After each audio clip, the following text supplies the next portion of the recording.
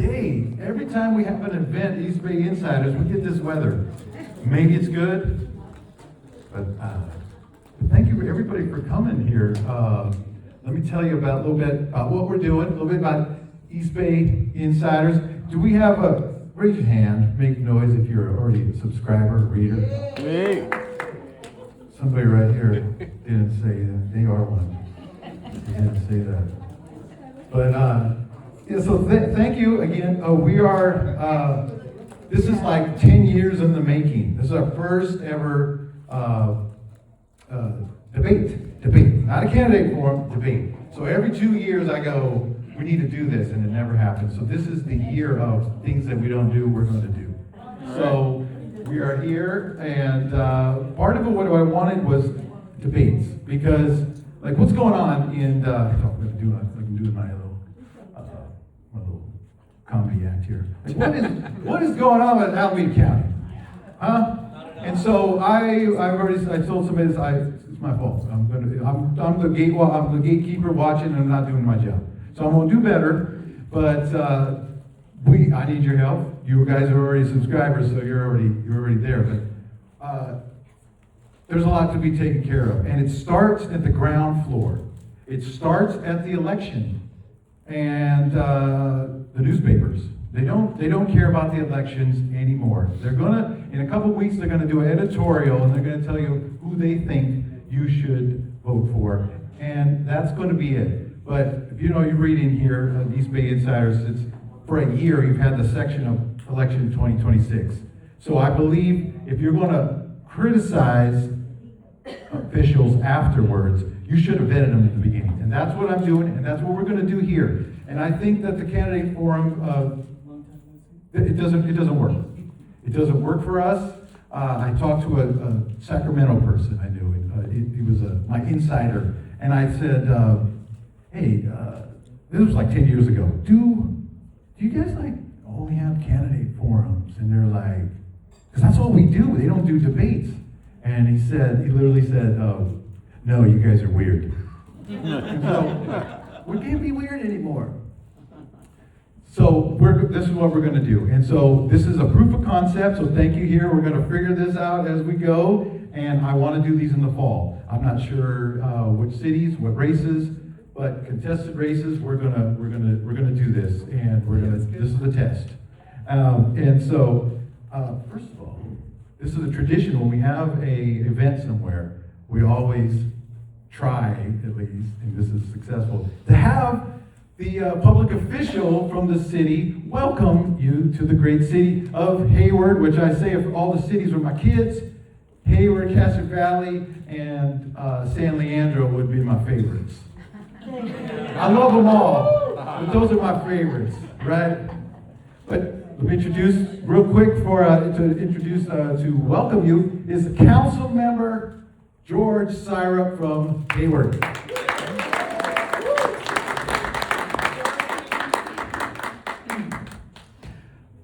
Good afternoon, everyone.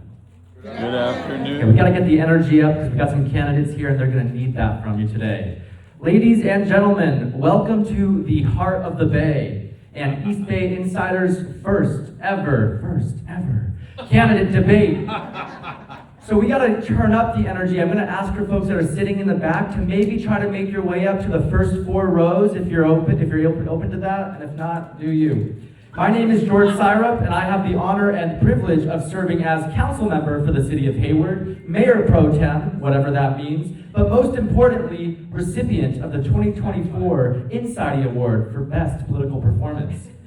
Anyone here today knows that Tavares is a polarizing figure, but hate him or love him, Stephen is often the first voice in our head at 6 a.m. Yeah. When we wake up, bleary-eyed, scrolling through our inbox, praying that our city isn't mentioned in the headlines. And for good reason. It's an exciting year for East Bay politics. BART and AC Transit are on the verge of bankruptcy. School closures abound. Billionaires buying elections. What solutions do our starry-eyed contenders have for us and the future of California? And will anyone have the courage to mention rent control? Who's going to Congress? And why are they so afraid of publicly supporting Medicare for all? And why aren't they here today? All will be revealed in the next 2 hours. And if not, at least we all got to practice our handshakes. I want to give a special shout out to Sprinkler Fitters Local 483 for hosting today's event. They were one of the first unions that backed my bid for city council, so if you don't like my style, now you know who to blame. And if you do like my style, please visit georgesyrup.com to make a contribution. So, without further ado, I'll turn it over to my friend, Sprinkler Fitters 483 business agent, San Leandro council member, and someone who recently did pass rent control in San Leandro, Dylan Bull. Give it up. Thank you, George. Yes, I'm not, it's hard to follow him, especially when he's got a mic. He's great. I first just want to thank you all for coming here to our House of Labor. This is Sprinkler Fitters Local 483. We do fire protection. A lot of people get that confused and think we do the lawns, but that's not the case. We do the fire protection. This is actually the home of the agents, the business manager, and also our training facility, which is the other half of the building and the next one over. We work our butts off to make sure that the 9 area counties are covered with fire protection for your safety, and not just a paycheck for us, but it's really all these members you see in the back who are here to help for today, the ones in the back there, they do it every day, in and out, and it's really hard to do that kind of work, but then to show up on a Saturday to make sure this is available, because to us, we know the truth. Politics, that's where it starts, local politics. And we need to make sure that the candidates that are going in front hold our values, whatever your values are. I'm not standing here saying you gotta be a union member and only vote union. No matter what side of the aisle you're on, participating today in the way we are working through this is key. So I really appreciate everybody coming to our house. Housekeeping, we got the bathrooms, go through this door, down the hall on the left. The first one on your right is the females, the farthest one down is the males. We got snacks, little fruit, some healthy, some unhealthy. We got coffee, we got water, and sodas in the back. And if you need anything, there's a bunch of us around, just wave us down and we'll help you out. So with that, I'm gonna hand it back to Steve. Thank you all for being here. Thank you, Dylan. And I want to, let's get real here. There was supposed to be a congressional debate, and I'm very angry. I've never been more angry in a long time. Probably when I found out the A's were going to move. That was the last time I was like, Yeah. And so it's very difficult for me to write 1,500 words 5 days a week and then have to deal with all that other stuff. And I will just sort of tell a story. And I drove up this morning. I'm like stressed about this. I drive up right here, and all these guys, all this Local 483, just lined up there, just ready to help. And I was like, I'm going to cry right now. Thank you so much, everybody here. And,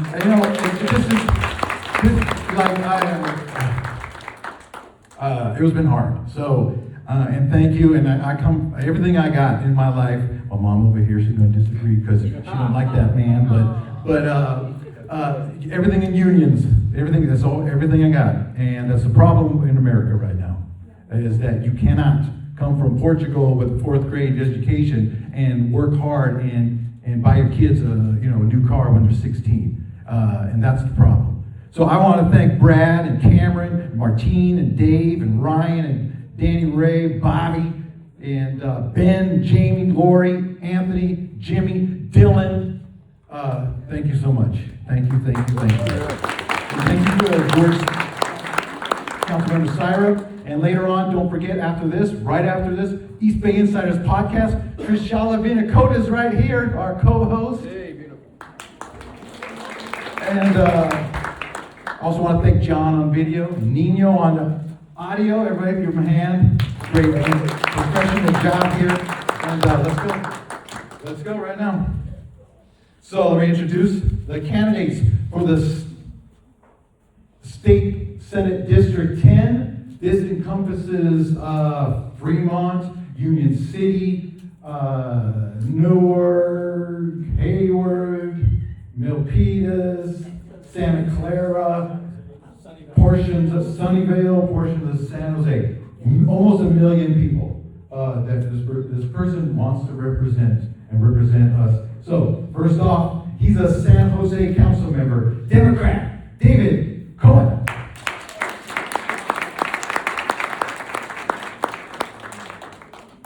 She's a West County Mission Community College trustee, Democrat, Ann Kepner.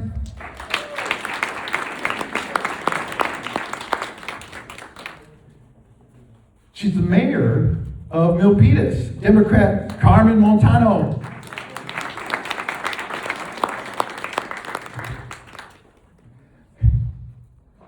He's a Union City Council member, Scott Sakakihara.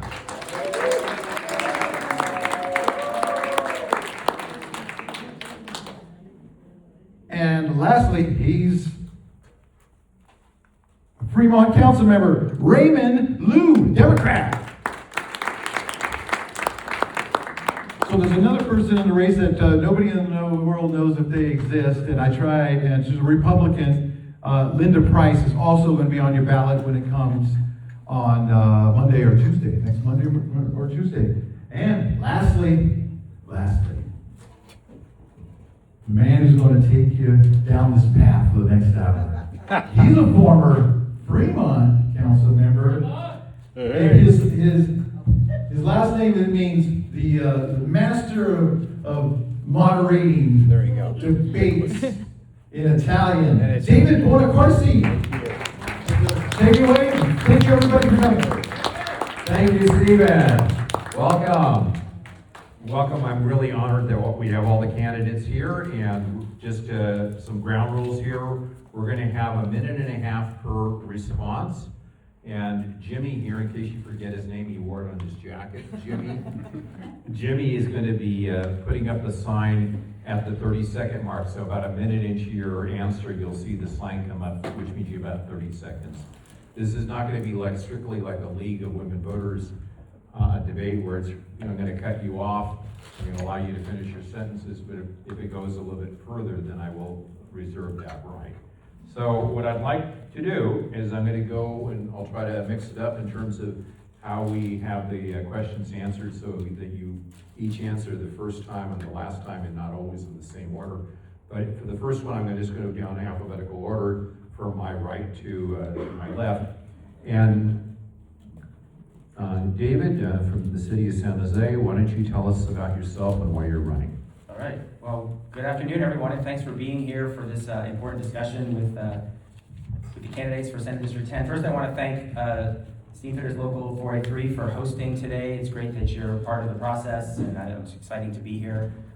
Thank you, Steve, for all the work putting this together, because it's not easy to organize something like this. And I've admired Dave Bonacorsi's leadership for years. We go back a long time, and our connections through the party and as neighbors in Fremont and San Jose. So thank you for moderating. My name is David Cohen. I am currently in my 6th year as a city council member in the city of San Jose, where I've been working on a whole lot of issues around housing, homelessness, the environment, transportation, and I hope we'll talk about a lot of those things during the forum today. Prior to that, I spent 14 years as a member of the Marietta School Board, so education is also really important to me, and the opportunity to be able to work on the issues that are important to the cities of the state, but also important to our kids and our future, is what drove me into this race. We are in unprecedented times. We are at a place where the federal government has abdicated its responsibility to take care of the residents of our community. They no longer care to provide health care or services. They no longer care to protect our diverse communities of immigrants that we have here that we're so proud of in our region. And that's why it's really important to have people with a broad set of experience to go to Sacramento, work collaboratively with people in Sacramento to address those issues and make sure that we backfill and protect our state from the excesses of our current government and position ourselves to be the leaders of the next decades ahead. Thank you. And your website is electdavidcohen.com, and I'm sure you'll be talking about it. Each of the candidates have their own websites. And my next candidate I would like to speak is Scott Sakakihara, who is on the City Council of Union City, and his website is electscott.com. So go ahead, Scott. Thank you, Dave, and thank you, Steve, and to Local 483 for making this event happen. and thank you everyone for attending today. I'm Sakakihara. I was born and raised in Union City. My wife and I are raising 3 kids. The older 2 attend the same elementary school where my wife and I met when we were 6 years old. And my entire family, all 4 grandparents were sent to Japanese American internment camps during World War II. And so after the war, they came back and started from scratch, but they worked hard, and with the help of my grandfather's Social Security and college financial aid and a VA loan, my parents were able to go to college. They were able to buy a house in Union City in their early 20s for less than $10,000 down. They're actually here today. I want to give them a shout out. And so growing up, knowing that we were lucky to live here, but also knowing both the best and the worst of what government can do is what really led me to service. In the Obama White House, as an attorney, planning commissioner, city council member, Navy Reserve officer, and former vice mayor. So I'm running for state senate because I see what ICE is doing in our communities. It's the same thing that happened in my family, and so I have a personal commitment to protecting immigrants across California. And I also think we need to make California more affordable for working and middle-class families. We need to deliver big things like universal health care, universal preschool, and we need to stop Donald Trump's attacks on our communities. So I thank you for being here again today, and we'd be honored to earn your vote. To my immediate right is the mayor of Milpitas, whose website is very interesting because she's got the domain .vote. I hadn't seen that before. So her website is www.carmen, C-A-R-M-E-N.vote. My honor to introduce Mayor Montano from the city of Milpitas.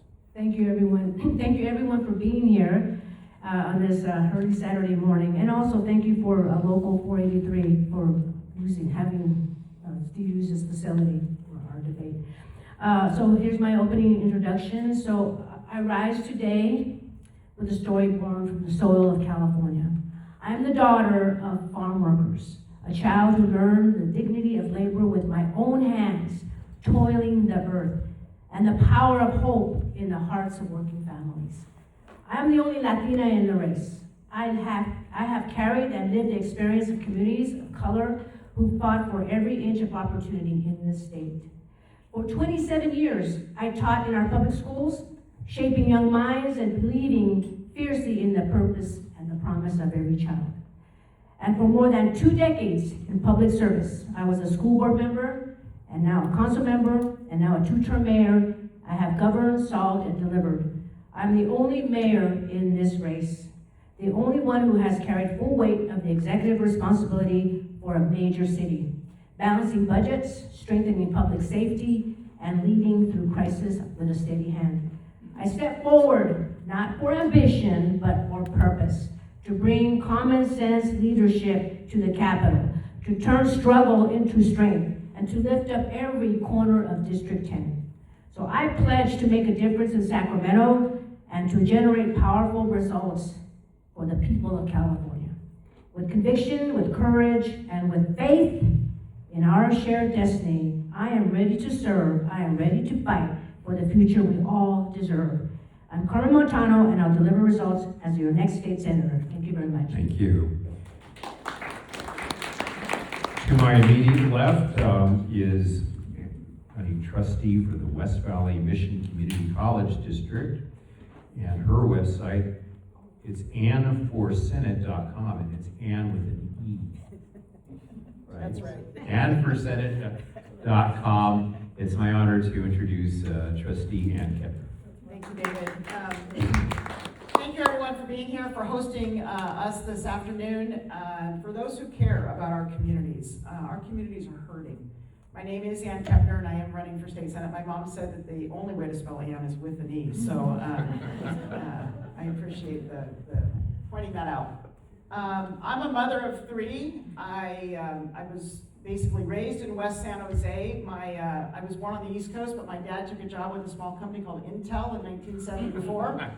So our family moved west, and my parents divorced shortly thereafter, but both stayed here, and I grew up being raised by a single mom. I have one sister, and my mom worked incredibly hard to raise us and give us opportunities. I'm the product of the public school system in California, kindergarten through law school. I had somewhat of a circuitous journey to my end result of obtaining a law degree, but I believe firmly in our public education. And it needs our support now more than ever. I have been practicing law in San Jose, fighting for people as a lawyer, and I've also served as a community college trustee for 12 years, and see the power of our community college system as we confront challenging times, as people are being displaced from work, as we need more nurses, as we have to address the healthcare system that is completely broken. We'll get into that today as we address the aging population and how are people going to stay in home and are going to be able to age in place. These are all a myriad of issues that we have to confront, but I'm a fighter, and I will fight for you in Senate District 10. Thank you. And our last candidate here from my favorite part of the county, from the city of Fremont. And his website is Elect Raymond Liu, and it's liu.com, electraymondliu.com. Fremont Councilmember Raymond Liu. Well, good afternoon, everybody. Thank you so much for being here. Thank you, East Bay Insiders, for hosting this, and thank you, local sprinklers, for giving up the space. I'll start off by introducing myself. My name is Raymond Liu, and I'm proud to serve as the youngest ever council member in Fremont's history. I'm running for state senate because California is at a crossroads, and the people who are being asked to live with the consequences of today's decisions too often don't have a real voice in making them. Right now, the biggest issues facing our region is affordability, especially in the housing sector. As the only candidate in this race who does not own his own home, I am living the reality that so many young people and working families across California is facing. I don't benefit when house prices go up. Instead, I feel the effects of it, just like millions of Californians who are wondering if they can ever afford to stay in the communities that they grew up. Over the past year on Fremont City Council, I've been focused on delivering real results. We've built over 500 affordable housing units that are already housing residents today. Furthermore, I've worked to expand public Wi-Fi access all across Fremont so that families can have the tools they need for work, school, and other emergencies. But this race is more than just about policy, it is about trust and accountability. I've made it clear that I will not take any money from APAC nor from any corporations because I believe that our government should be held accountable to the people and not to outside influences. Ultimately, I'm running because I believe we need a new generation of leaders who are willing to take on the tough issues, challenge our status quo, and actually deliver real results. I look forward to earning the support of everyone here today. Thank you very much. And we're going to begin with our questions now, and I'm going to start with Councilmember Sakakihara. And it really is on the issue that you just touched upon, housing affordability. For more than 40 years, we have failed to create new housing to keep up with the demand in California. We are great at creating jobs, particularly in Silicon Valley, but the jobs to housing ratio only worsens over time. What is your solution? Thank you I'm glad that you started with this question. I think it's the number one issue facing our region, and it's the reason why I originally ran for city council. I mentioned growing up in the district, I had a lot of friends who I grew up with who over the years have had to move out of Union City, have moved out of this whole district, the Bay Area, in some cases the entire state. So this is critical. I think the good news is that we've seen a big shift over the last 10 years or so in terms of the understanding of the problem, which is really a shortage of housing, right? I've seen numbers 2 to 2.5 million units of a shortage in the state. And so I think we really need to take an all of the above approach. I'm on the Alameda County Housing Authority board as the vice chair. We administer a federal program. We need to increase assistance to renters there. We need to continue to invest in restricted affordable housing developments. We know that those take a really long time to build, so we also need to build market rate, especially density near transit. We need renter protections, and we also need to look at a more significant government role in financing some of these housing developments. I think we can do below market, 15 to 20% below market units with revenue neutral government assistance that would be able to accelerate 5 to 10x the speed that we're currently funding affordable housing. I think we, again, all the above approach because it's urgent that we address this. Montano? Thank you for that question. You know, the state keeps saying that there is a housing crisis. I mean, there is and there isn't. The problem is it's really an affordability crisis.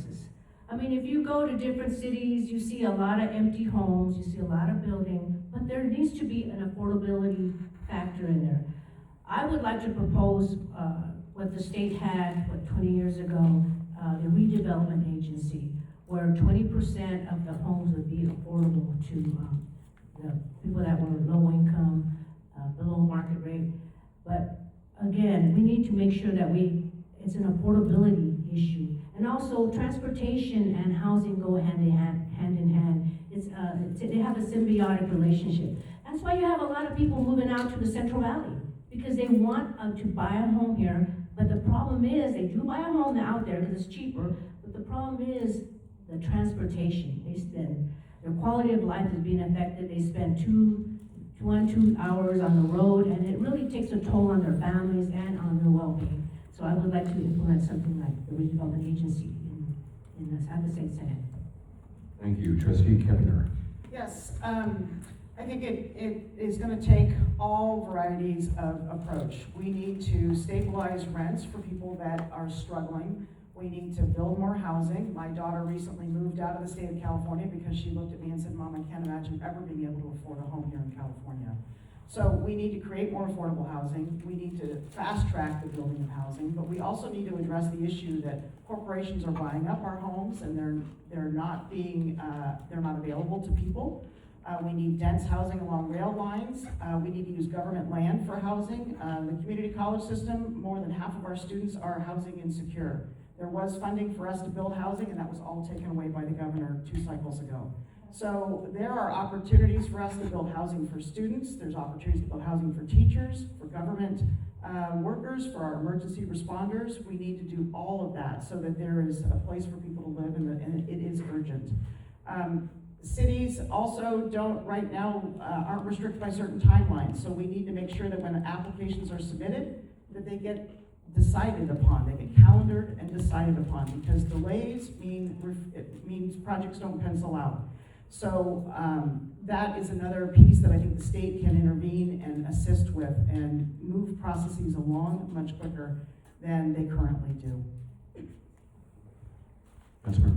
Well, first off, thank you so much for the question. Housing is the central part of my campaign. In fact, I feel like I could talk about this for an hour and a half instead of a minute and a half. So I'll try to keep this brief in the short window we have. One phrase that I always use is build, baby, build. Okay. As mentioned, we've chronically underbuilt housing for decades. This issue has started long before I was born, and we need to fix it now by building as much houses as possible. That means affordable housing, it means market rate housing, it means housing of all shapes and sorts. One thing I always mention, people ask me, did we actually ever fix this issue? This issue has been a thing before, long before I was born. So people come up to ask me, they're skeptical of the fact. And I always bring up Japan as a comparable example. So Japan has roughly the same land size as California. They have 4 times the population, and yet their house prices cost half as much. So, and in fact, their house prices are 1/8 as much as it costs here in California. So I think that shows that, yes, California, we can be able to lower down the housing price, and we just need to be able to build more houses. One thing I like to see is we need denser housing. Right now, California has changed tremendously, in the past 10 years, not even the past 30, 40 years. And with more denser housing, with more public access, more public transportation, that allows us to build housing that's more accessible for people, more affordable for people, and a place where people can actually afford to live in California and raise their kids. Thank you very much. Thank you, and Councilmember Cohen. Yeah, thank you. This is something that I've been working on a lot as a council member in the city of San Jose. When I first joined the city council, we had a stall of housing in North San Jose that I represent, because County of Santa Clara had sued the city over the impacts of housing that was being built there. The district I represent is intended to have 60,000 housing units, or 40,000 housing units built over 20 years, but not a single new apartment had started construction in a decade. People had said, let's wait for this lawsuit to work out, and I said, that's not acceptable. So I brought the sides together. I brought county supervisors, the city leaders, including Mayor Liccardo, and the city management and county management together, and we settled that lawsuit, and now there's over 3,000 housing units under construction in my district. More than half of those are affordable. It is actually currently, under the systems we have in place, a little easier to build affordable housing than market rate housing. The reason for that is we have a lot of tax incentives and funding mechanisms to help subsidize affordable housing. So in San Jose, 60 to 70% of everything that's being built is deed restricted affordable, but we need to build a lot more market rate housing as well. The state has put a lot of mandates on cities and said, you have to build housing. But what they forget is that it's not cities that build housing, it's developers that build housing. As long as there's an affordability problem that's based on the cost of construction, we're not gonna get enough housing built. So I believe we need to pass a housing bond in the state to help subsidize the development of housing. And we need to provide zero interest loans for developers so that they can get housing off the ground and get it started. In addition to that, we need to make sure that cities have the ability to build the housing that fits their community and not necessarily a one-size-fits-all approach, and hopefully we'll get back to that in further questions. Very good. Out of no disrespect for any of the candidates, rather than introduce you by title going forward, I'll just introduce you, if it's okay, by your first name. You're all running for the same seat, and we'll go from there. So, related to housing affordability, regrettably, when we talk about new housing, we ignore the construction workers who make it possible. Apprenticeship programs are the backbone of the construction industry and are training our future workforce. These programs guarantee well-paying jobs with quality health care and the opportunity to retire with dignity. When introducing or supporting new housing bills as a state senator, will you commit to a skilled and trained workforce that prioritizes apprenticeship programs and equitable health care for the workers? And I'm going to start with Carmen here to my right. Thank you. So I'm a retired school teacher, so union is part of my background. My father also worked at General Motors, so blue collar workers. So we've had our family is union, so it's in my blood. The thing is, with the apprenticeship programs, that is very, very well needed. You know, you get what you pay for. If you hire, unskilled workers, you're going to get some poor housing, you're not going to get quality work.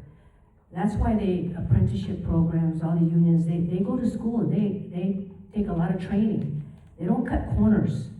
And then I believe in quality, and I think people across the state believe that you gotta have people that know what they're doing. And in the city of Milpitas, we just contracted with Amazon to build, to have a lot of skilled workers there. So we don't cut corners. Thank you. Ann? Yes, I do support skilled and trained. It's interesting, there are some developments that are occurring between certain unions now with the carpenters versus building trades. And these are issues that are gonna have to be sorted out because we need to be building at a much faster pace, and our workers need protection. So I anticipate in the state legislature, these varying parties are gonna have to come together who have some different views on this because every project has carpenters on it, every project has the trades on it. And so this is an issue that has been arising within our politics in the state of California in the last couple of years. And it is critical that we bring those parties together to work through that. But I do believe in educating our workforce. I do believe in protecting our workforce. I do believe in skilled and trained programs that prepare our workers for the tasks at hand and provide them with safety protocols. I am a union supporter. I supported a project labor agreement at the West Valley Mission Community College District, so I do believe in keeping our work local and supporting our trades. Raymond? Yes, 100%. To have good housing that can last for a lifetime, we need skilled workers to be able to build that housing. There's a saying, garbage in, garbage out, and I think that's the same thing for housing. If you get unskilled people who don't know what they're doing, you're gonna have housing that's shoddily constructed and can pose a health risk to many people. So yes, I 100% support skilled workers, and those skilled workers, they should get paid the work that they do. It's 100% crucial and critical that anybody out there who's doing any sort of jobs, providing homes for the next generation, that they're compensated well and fairly for the work that they do. That means yes, they deserve health benefits. Yes, they deserve to be when they're in retirement, they deserve to be paid well as well. So I 100% agree with that. And as your next state senator, I will fight with that for everything I have because we need skilled labor and we need the results of their skilled labor, which is good, constructed, well housing. Thank you very much. David? When a bill comes before the legislature on housing, it's usually to streamline processes and provide incentives for housing to get built. And therefore, it's very important to make sure that if somebody's going to take advantage of those streamlined processes, that they be required to use or to have workforce standards and use skilled labor in their jobs. And so I support that 100% in the legislation that has happened and the legislation that will come in the future. It's easy to, it's one thing to talk about what we would do, but I also want to talk about some things that I've done in my past. After our first bond measure passed in our school district, I negotiated a project labor agreement with the South Bay Labor Council that ensured that all of the work that was done in the school district was with skilled labor, and it's been very successful, and everything's gone very well. Despite the naysayers who oppose project labor agreements, everything comes in under budget and on time and done very skillfully. So I'm a big supporter of making sure that we have projects like that going forward. In the city of San Jose, we were talking about electrifying our infrastructure and building an electric future and making sure people get electric appliances. So I worked with IBEW to ensure that there were workforce standard and workforce training put in place as we electrified and make sure that IBEW workers were positioned to do the work we need to do to save our environment and electrify our economy. So I have a record of working with the trades to make sure that we have workforce standards in the projects that we have in the city of San Jose and in the school district, and I will continue to do so as a state senator. Scott. Great. Thank you for the question. We absolutely need to have skilled workers, trained workers, workers who are paid fair wages, apprenticeship programs, and I think that's a slam dunk. I think that when I've talked to my friends in labor, we're all on the same page, regardless of, there may be disagreements at the state level. It's how do we build more housing and the infrastructure and retail that needs to surround housing? How do we have a healthy construction industry? And also without leaving workers behind, and doing it on the backs of workers, right? So I think we need to be able to do both those things. And from when I've talked to folks in labor, they just want a seat at the table, right? And I think that we were able to do that in Union City. Last year, we finally passed the project labor agreement. It was unanimous after having never passed one before. And so, I think that we can scale that up to the state level as well. Thank you. This is a question really based on listening to the answers here that I didn't prepare explicitly, but it really is important when we're talking about new housing. When I was on the council, the incentive structures are all wrong because it emphasizes retail and job creation, and housing and transportation lag behind as priorities at the city level, but that's where the action happens. So the great challenge I've seen over the years is to create more synergies between higher density near transit and creating more transit opportunities.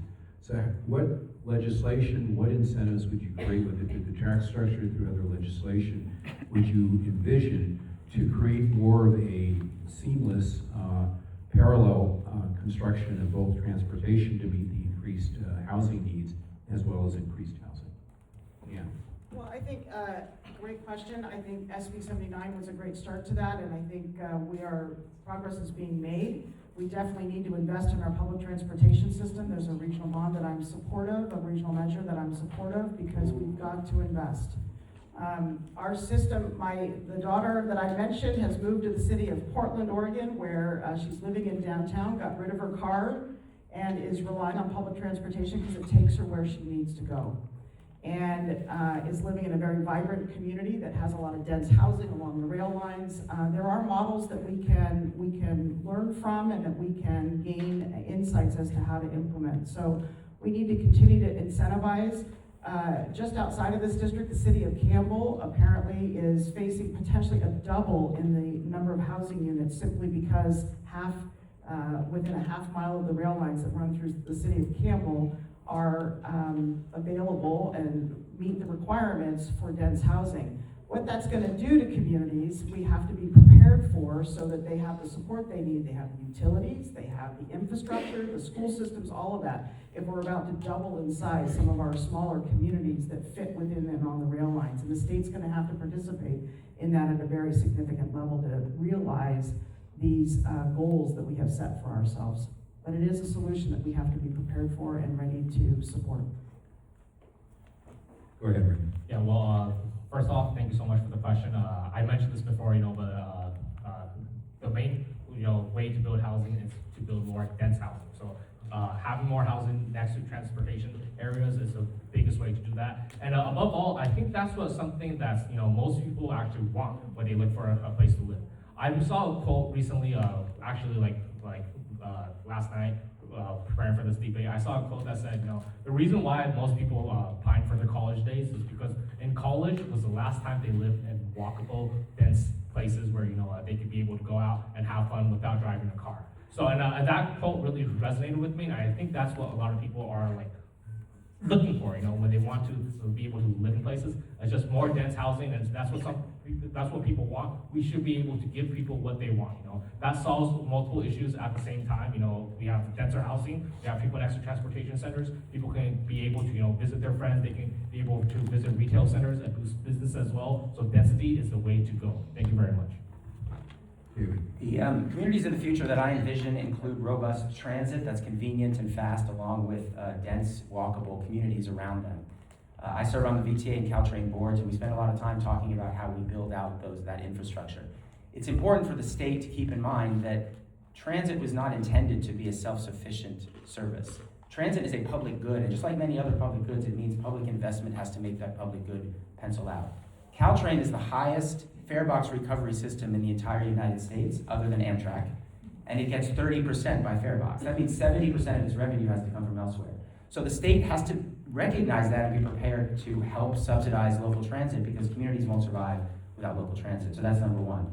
Number two, we have to also keep in mind that while we're building out dense housing around transit, that people need other services. In order to build the walkable, livable communities you can't say that every parcel within half a mile of transit will eventually be dense housing if there's no shopping, no childcare, no jobs. We want people to get on transit to leave their housing in the morning, and then we want other people to come on transit to the same location to work there during the day.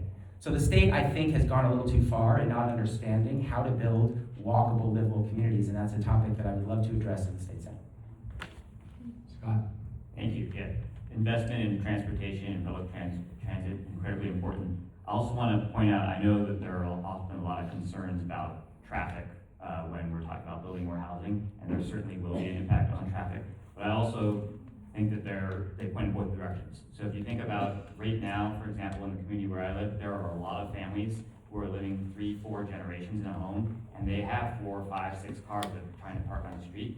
So when you're building additional housing, it's not necessarily all just going to be 1-for-1 additional cars. Those are people who already live in the community. When we say 2 or 2.5 million units in the state, a lot of that is need from folks who already are living in the community, or there are folks who have moved out Lathrop to Tracy, outside the Bay Area, who are commuting in for an hour and a half. So if we build the right type of housing, we can actually decrease the vehicle miles traveled and get people in public transit. So in Union City, we have invested in UC Transit, which is our local bus system, building out dedicated bus lanes, new bus shelters, building out bike lanes, and all of our housing elements, so our plan for where we're planning to build housing, all of our future development we're expecting to be dense near our BART station, and there's going to be a rail line that's supposed to come in from the Central Valley.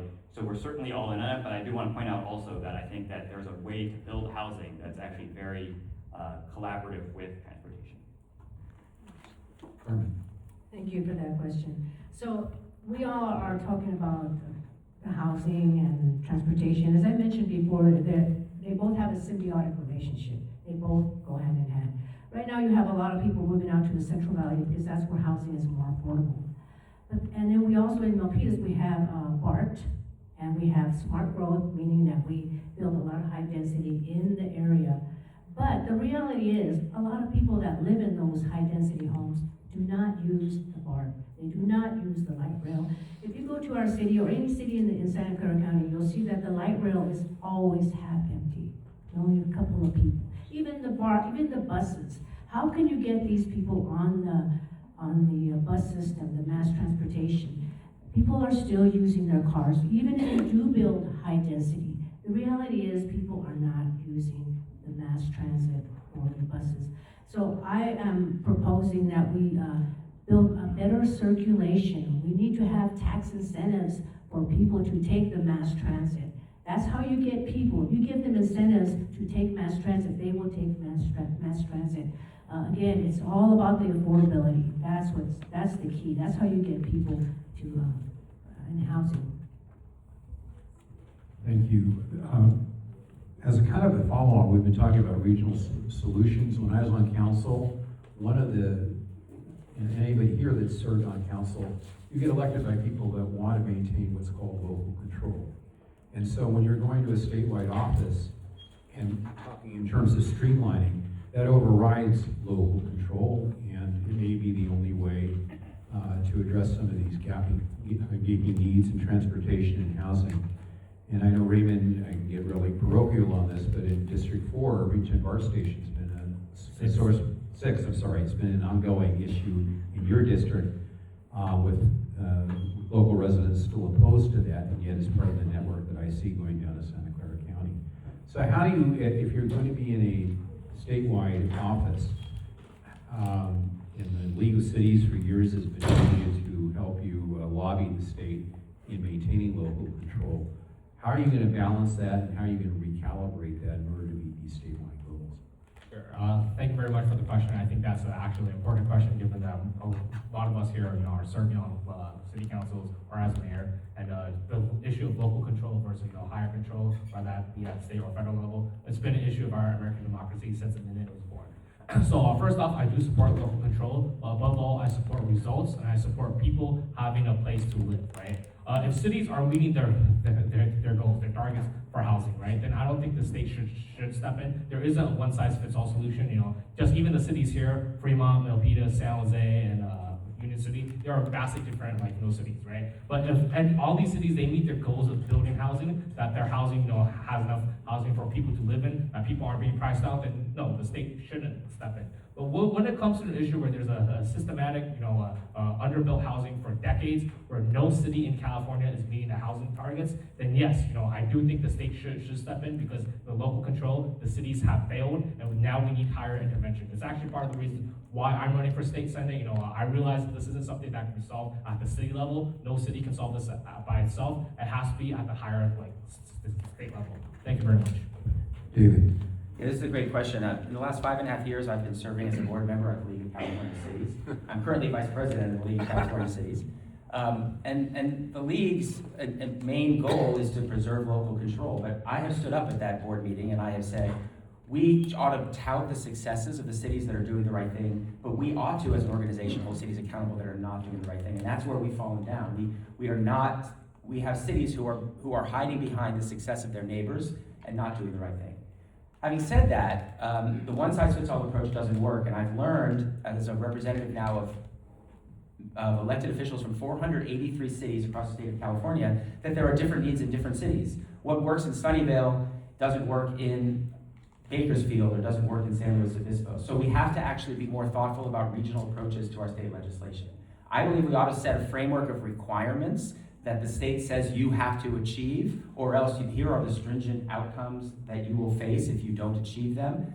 But if you are designated as a housing positive city, then you have a menu of ways that you can achieve the goals. And you have some local control then over what kind of development you want in your transit and how that will work in your community, as long as you're meeting your housing element objectives. So I think the state has to be more of a partner with cities and with local government to make better decisions and to make it more universally applicable across the state of California. Scott.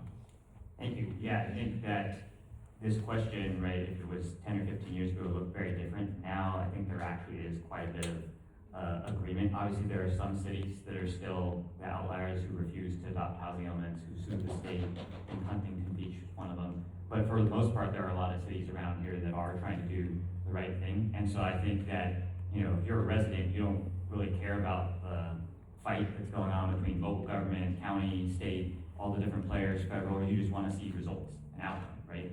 And so I think that certainly sometimes you do need a stick. Sometimes there are cities that are bad actors, but we also need to have a menu of carrots to work with a partnership between the state and cities, right? So I think I mentioned government-backed construction, but right, if we were to try to roll out social housing more broadly, that'd be something that we should be partnering with cities to figure out how to do. So I think that there are a lot of exciting things, very positive, forward-looking things that we can do, and we actually need partnership between the levels of government on, rather than the fighting that might have been more predominant historically.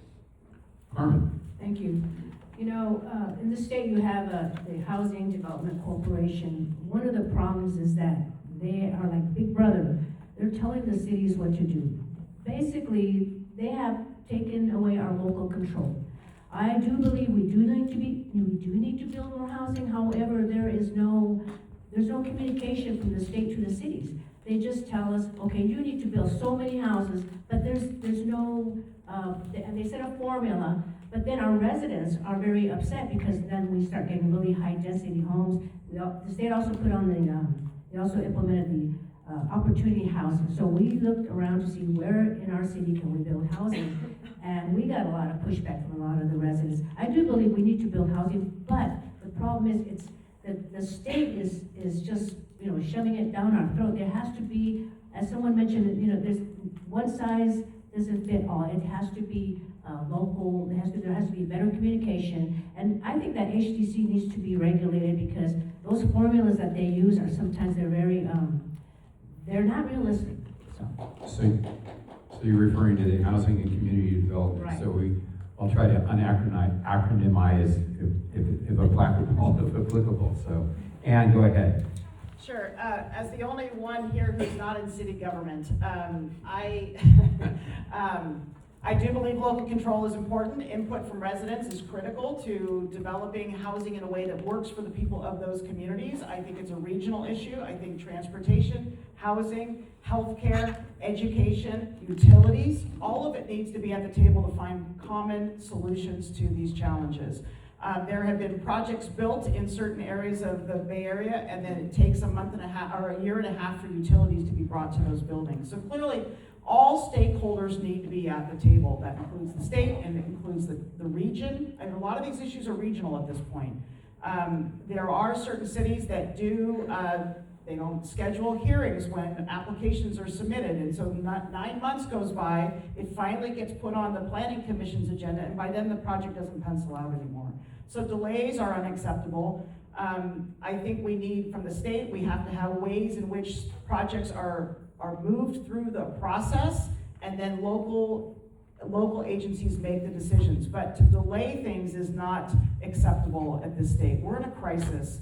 We need to make difficult decisions. We need to bring the stakeholders in to talk about what serves us best so that we get more homes built and we can protect and provide for our citizens. I'm going to shift gears now from housing and transportation to schools. And it's maybe an unfair tee-off for you, David, but I'm going to talk about local control funding formula. And I'm hearing the school board trustees constantly use the acronym LCFF as if everybody else in the room knows what they're talking about. Each school district gets a basic grant funding as a percentage of average daily attendance. Depending upon certain threshold requirements, there are supplemental grants for English learners, concentration in small school district allowances as well. Fremont Unified, which would be your largest school district in Senate District 10 by far, gets screwed. I'm sorry, gets squeezed. And I have an opinion here. And so I was wondering if you like the LCCFF formula, or what reforms to LCFF would you support? Okay, well, this is a good topic I could talk a lot about. I call it the J-curve of public education. There are school districts that are basic aid districts that get huge amounts of money. There are school districts that have a lot of students of high need that also get supplemental money. And then there's districts like the one I served on, Berryessa Union School District, that's right at the bottom of the J, just like the Fremont District. We're the very lowest funded districts in the region. And it's a big challenge. You have less money per student than you need in order to provide all the services for your students. There are a lot of things we have to do to solve this problem, but we shouldn't be doing it by taking away money from the school districts that have more. We should be doing it by enhancing the resources for the school districts that have less. There is a proposal in the legislature now that I've been supportive of, was there for the kickoff press conference last year, to use our times of abundance to set aside a reserve that is then used to supplement the LCFF districts that are on the low end of the scale to bring students, the funding across the state, more to equity. It's an important bill, and we have to work on figuring out how to get that across the finish line. The other thing is, you mentioned average daily attendance. I'm a believer that we need to shift funding in school districts away from average daily attendance to enrollment-based funding, because schools do not staff their schools and figure out how many classrooms they need based on how many people show up on a daily basis. They do it based on how many people enroll at the beginning of the year, and we should fund our schools that way. We're one of 8 states in the country that still uses average daily attendance, and we ought to fix that. Scott?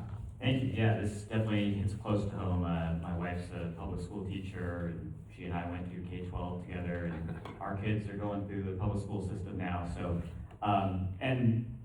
one criticism I hear is, hey, we're already putting a bunch of money into public education. We're way down the list if you look nationwide in terms of the per pupil amount that we're spending on kids, right? So we can do a lot better just in terms of increasing the size of the pie.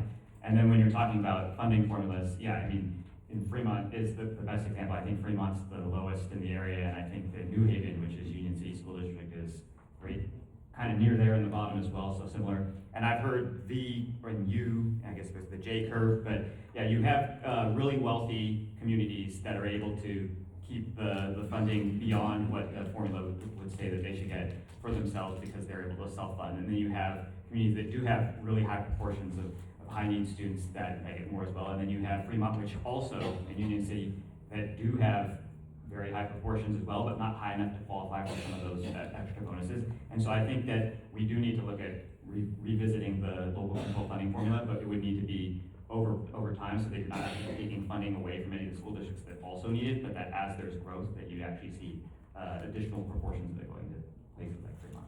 Thank you. Carmen? Thank you for that question. You know, I'm a retired school teacher, so I was in the trenches.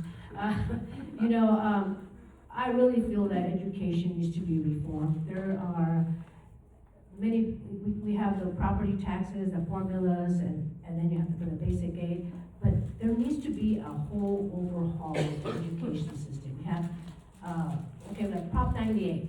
The state is always trying to take that money away, even though the voters voted, we need to, for a guarantee for Prop 98, we need to stay in the schools. But the state keeps wanting to take that, and I think they did take it at one time. We also, the curriculum, it's for some reason, we keep pouring a lot of money into the low-performing schools, but for some reason, they're not meeting that threshold. So we need some educational reforms, we really do. I feel that not only for the funding, but also for the curriculum. And as far as going to the daily attendance, getting paid, I really feel we need to stick to that, because if you don't, there's not going to be an incentive for the teachers, for the principals to make sure that the kids go to school, and they need to go to school every single day. Ann? This is a system that needs to be reformed. The districts that are basic aid districts that are receiving their funding off property taxes, I agree that they should maintain that, and the ones that are dependent upon the state, particularly Fremont Unified and others, the per pupil contribution or expenditures need to go up. It's not acceptable that the teachers in the Fremont Union High School District, that's the district I went to. That's the one I went to. The Fremont Union School District don't have health care benefits. That's not acceptable.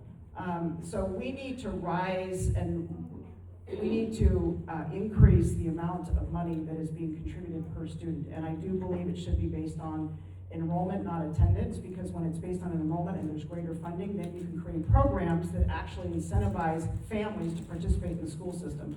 Our public schools are the cornerstone of our neighborhoods, and we need to support them. I don't agree with taking away from Prop 98. That is a travesty for our schools. It's a travesty for our community colleges.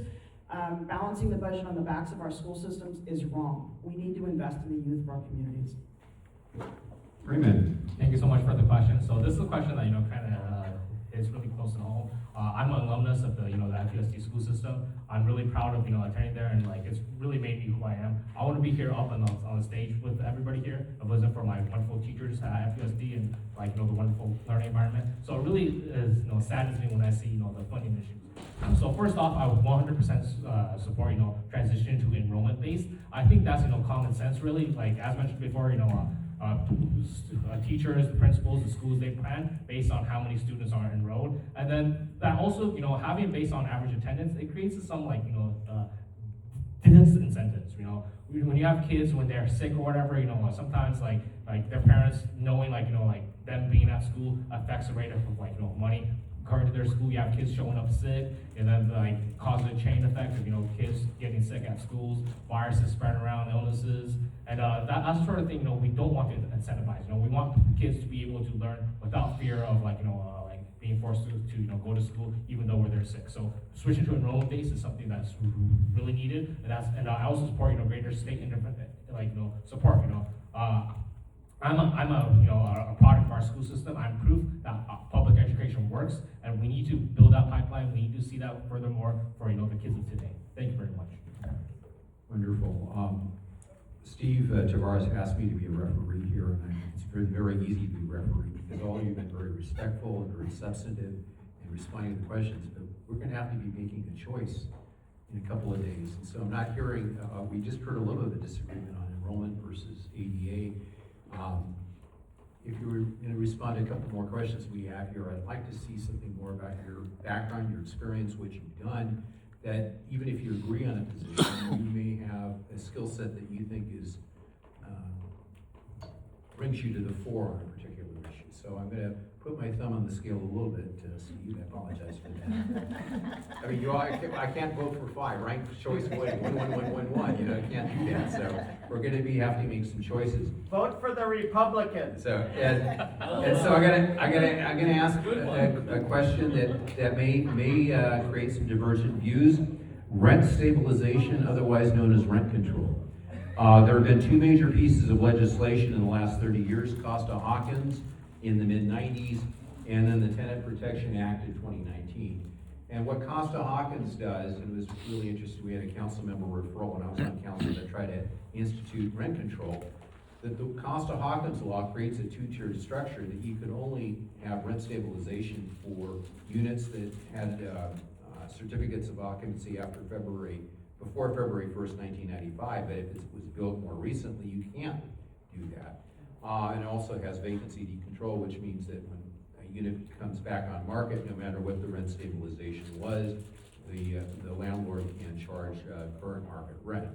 Tenant Protection Act of 2019 sets some very modest caps on either 4% above CPI or 10%, whichever is less, for qualified tenants. It was a marginal effort to try to create statewide rent stabilizations in cities like Fremont that has no rent control.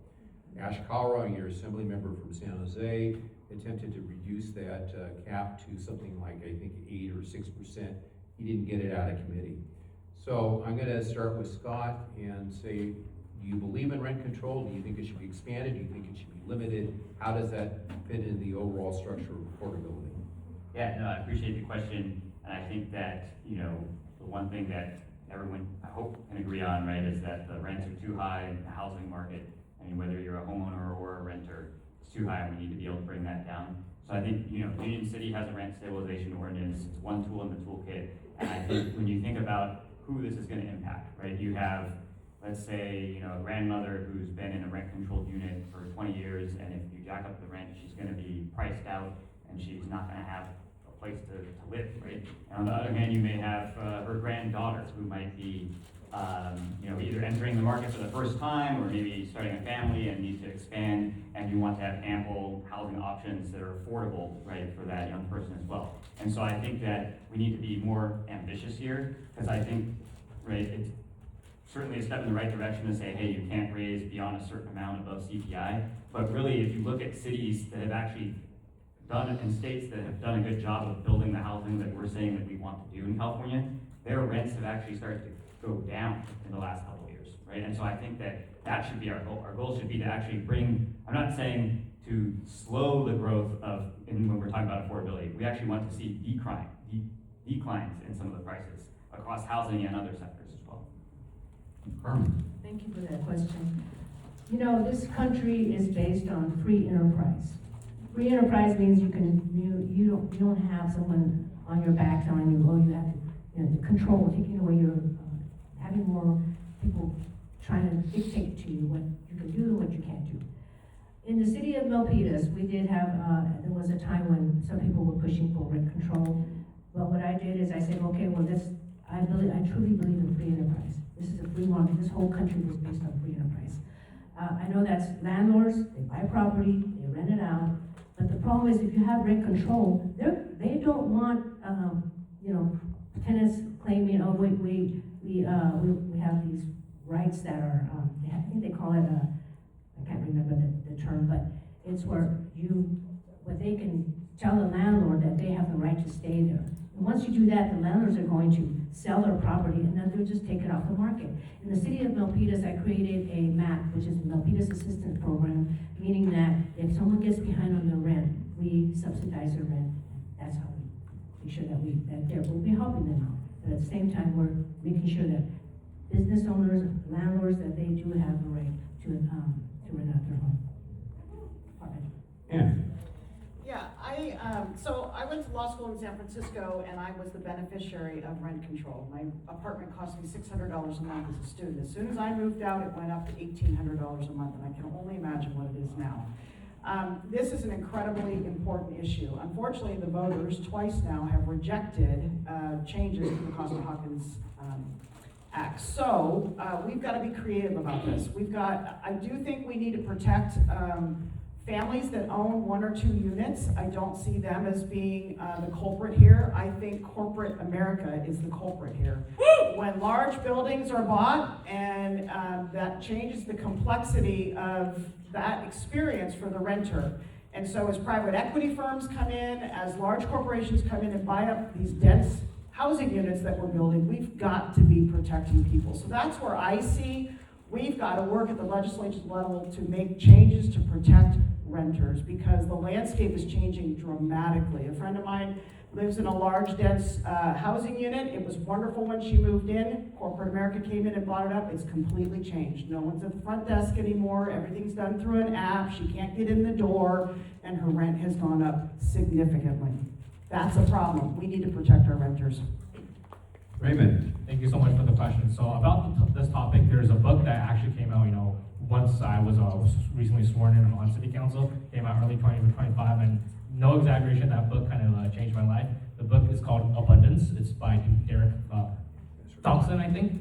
So that book, goes into details about rent control and all those things. And I used to be a supporter of rent control, but that book shows out the data, shows out the science about rent control. Does that actually lower rents instead? It fossilizes, existing structures. It makes, harder to build housing, and it argues that, rent control is actually one of the reasons why, we're so ossified right now in terms of housing being built. So I really recommend everybody, regardless, of today's conversation, to really check out that book. It's a wonderfully written book. I'm not the only person that's read it in politics. You have Congress members, governors reading that book. It's a wonderful book. Really goes on to that details, but so that's my thought on rent control. I do one thing though, I do oppose big monopolies like Blackstone, BlackRock. They're buying up not just apartment buildings, but single family homes all across America, and I think that needs to be illegal. And my view, that's a monopoly. It should already be legal, and on the state level, I'll push to make that illegal. I think it's a crime for these huge, giant, hundreds of billions of dollar hedge funds buying out single family homes, buying out apartments, and not re-renovating them, flipping them, putting on the market, but making it that people are renting for the rest of their lives. They're monopolizing the housing market. I think that should be illegal, but that's not really rent control per se. Thank you very much. Thank you. David. Yeah, I supported the reform of Costa-Hawkins. But I've also had a lot of conversations with folks around the state about why it doesn't work in some places in the state, and why developers have been disincentivized to build when under certain types of rent control. The reason, though, we've been faced with Costa-Hawkins repeals on our ballots is because the legislature has failed to reform Costa-Hawkins the way they should. So what I think we need to do when I get to the state senate is bring people together to actually talk about what are the parts of Costa-Hawkins that need to be repealed. If it's this, I certainly think the timeline is one. The fact that there was a fixed date and not a sliding date is something we ought to address. We ought to get legislation to allow that maybe a 30-year sliding date, so that, or 25-year, whatever the right number is. So that's one. We need more housing turnover in our neighborhoods, and this is one of the reasons why our school districts are having so much trouble right now. In our neighborhoods, you'll see fewer and fewer families with kids able to afford to live there, and many people aging in their homes. It's because it's so hard for aging people to move out. There's no place for them to go. There are tax disincentives to sell your home and move out. So that needs to be addressed at the legislature. We need to focus on rental assistance, and I'm sure we'll have a topic on homelessness. I'll talk more about rental assistance then. As a member of the city council, I introduced a policy proposal to offer right to counsel to renters so that when they are facing eviction, they have opportunity to have attorneys help them, because the landlords always have attorneys, but the renters don't. So we have to support as a way to make sure that people who are in trouble and about to lose their homes have a right to an attorney to help them fight that and stay in their homes. You're not trying to get my vote here, right?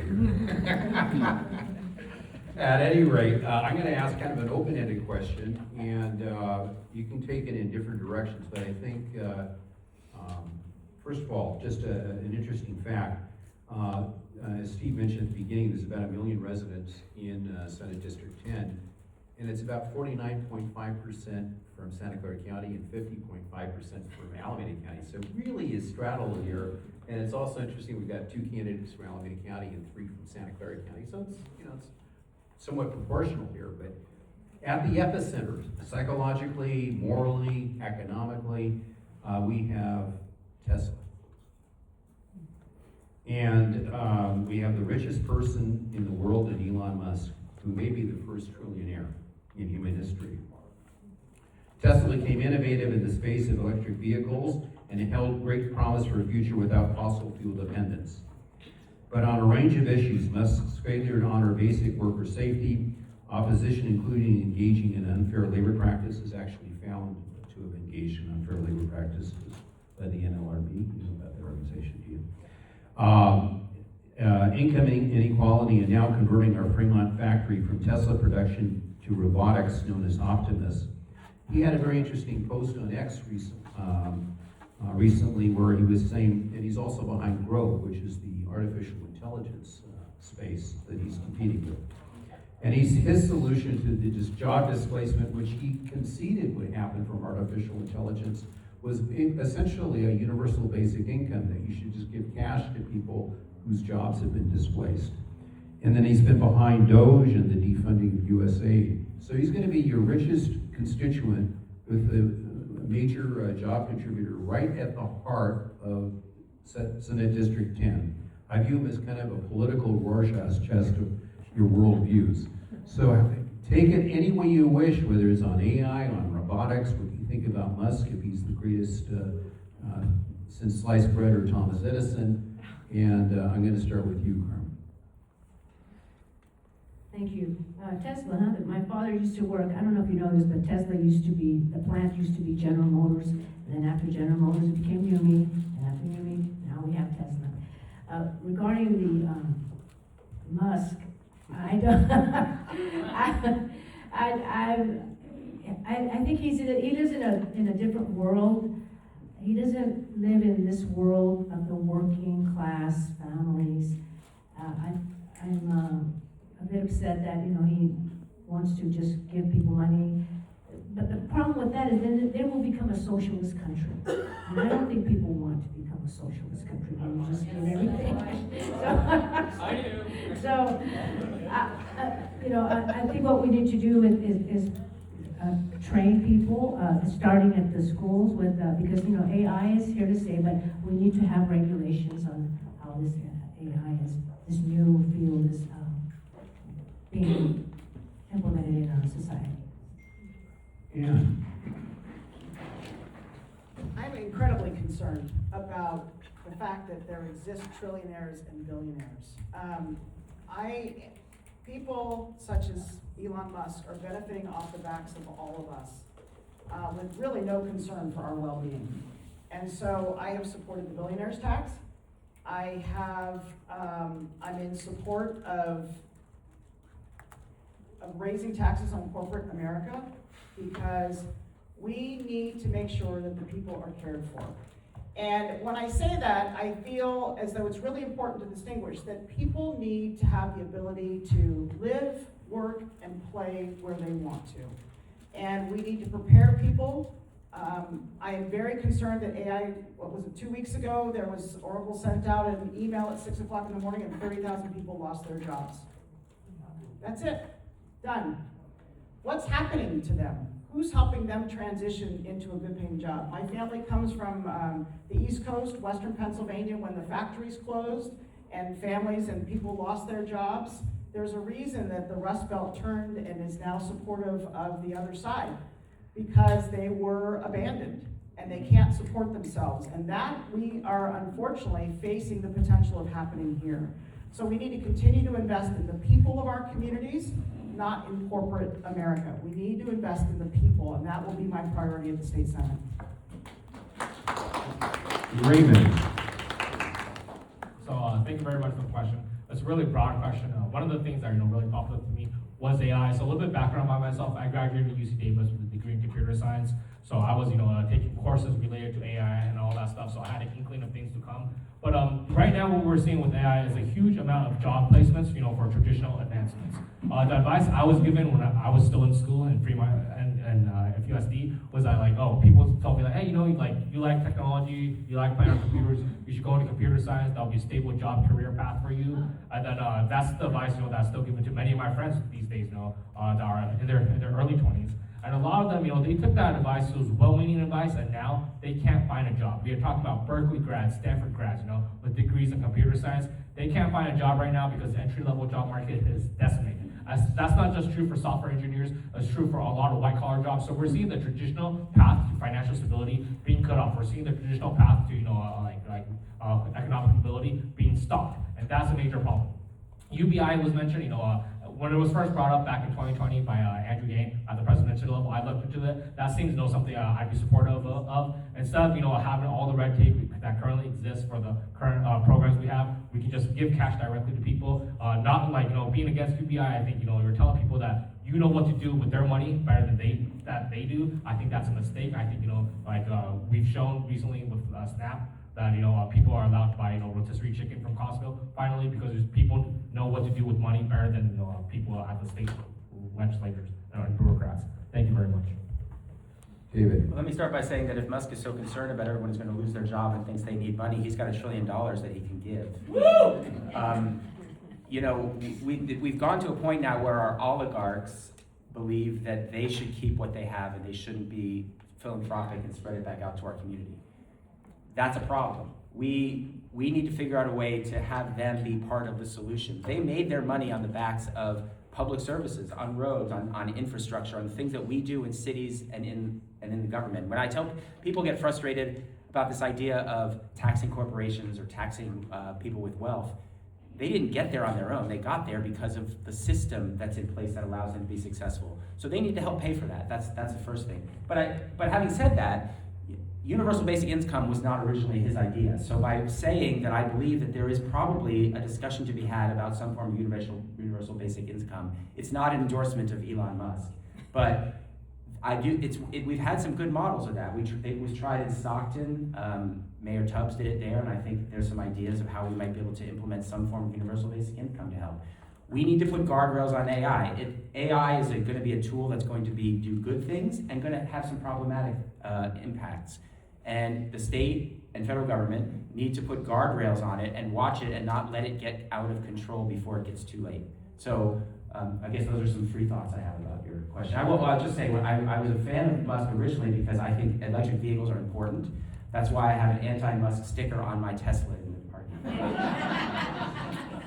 This is very much a free association question, so go ahead, Scott. Yeah, before you said you were going to try to give us questions to distinguish us from one another, and I think this one is unifying us. I mean, I really hate the guy. He's a terrible human being. I shouldn't say, we've been trying to teach our kids, and we say, everyone has a good part of them, and my son will be like, even DT, and like, who's DT? Donald Trump, even Donald Trump. Like, oh, what do you say to that? I'm trying to think of something. So yeah, I think he kind of falls into this category of, a lot of the harm that's been done.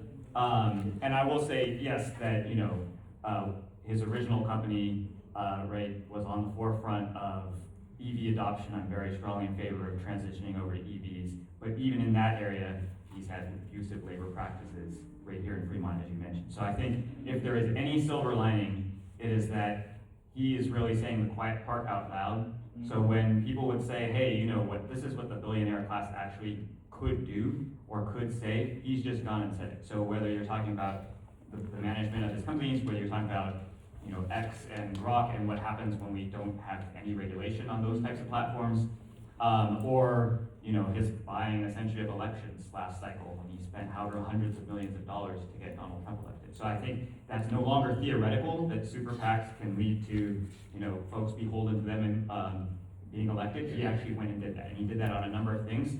I think that's terrible, but the silver lining is now no one can say that someone's not going to do that because he did it. Wonderful. I think one of the silver linings, and the wonderful audience, one of the silver linings for us, for me personally, is because the congressional debate didn't happen. We didn't have a 1 hour hard stop, so hopefully nobody's going to hold us to it, because I think the conversation's been pretty riveting. So, got a couple more questions, and I'd like to now address the issue of homelessness. What are your proposals for reducing homelessness, and what role, if any, should imprisoning those who may refuse shelter or other housing alternatives play, if at all, in addressing the homelessness crisis? So, Ann, go ahead. Homelessness is a social issue, and I do not see it as criminal. I don't. I feel as though what we need to be doing is ensuring that people remain housed, because once you become homeless or unhoused, it is far more expensive to get a person back in a home. So we need to be on the front lines, helping people stay housed. And we also need to address substance abuse and addiction. We need to address mental health issues. Our services are not sufficient to support people. We need to identify our most vulnerable at a young age and help them at their moments of transitioning into adulthood or transitioning out of the foster care system. I've been a supporter of drug court as an example. I don't know if we're going to get into any of the criminal justice system, but I think we need to be providing systems that support people so that they can live independently as much as possible. With the cuts that are coming from HR1, unfortunately, I think it's going to get far worse than it currently is now. And our state has got to be prepared to support our counties so that they can address the issues that are coming. Because without the resources, clinics are going to be closing, mental health services, we just recently learned in Santa Clara County, there's hundreds of people that are going to be laid off, and that is going to impact our most vulnerable in our communities, which then impacts our living experiences in our neighborhoods. That's how I see it. We need to be ready and prepared to help people.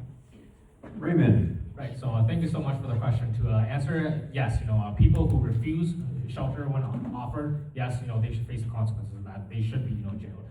My view of that is, if you're homeless, there are a good number of people that are just down on their luck. Bad incident happened to them, something like, affected their health, maybe they got laid off from their job, and we should give everybody a helping hand, right? But once we give out that helping hand, we offer somebody like, hey, there's a safe place for you to stay at night, and they refuse it, then it becomes not something unfortunate circumstances, but it becomes a lifestyle choice, and we should not reward that lifestyle choice. More broadly than that, I also support, more services. Here in Fremont, we have something called the Safe Park Shelter. So we partner with a lot of faith-based organizations in Fremont. We offer people who are homeless but still have a car. We offer them places to stay at night. They come in at night and they have to leave in the morning. So it provides, people that are still technically homeless, but still, having jobs and all that sort of thing. We provide them a safe place to stay at night. It lets them, have shelter, fear from the elements, fear from, other criminals that might try to view them as easy mark. And once they get back on their feet, their job, a lot of them, and actually decide to leave California entirely because they view the state as too expensive. But that's a sort of further options that I view as a way to help our homeless population. David.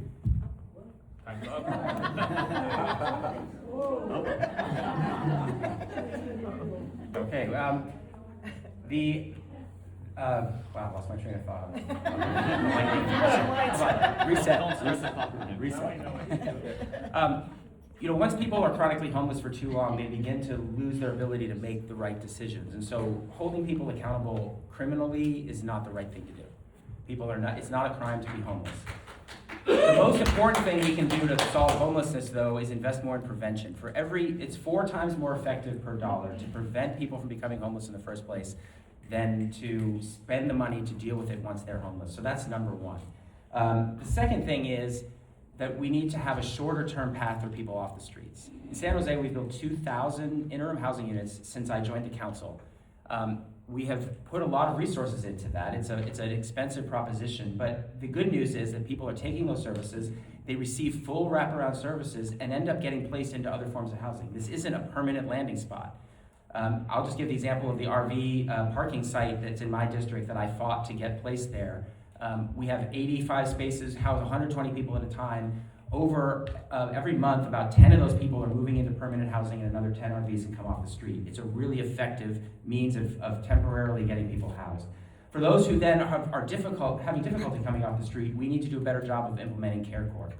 People need to be put into service, even if they're not willing to go into service, to get them the care they need once they've become chronically homeless too long and are unable to accept care. But I will say the good news about our interim housing programs is we have 2,000 units and we have a wait list.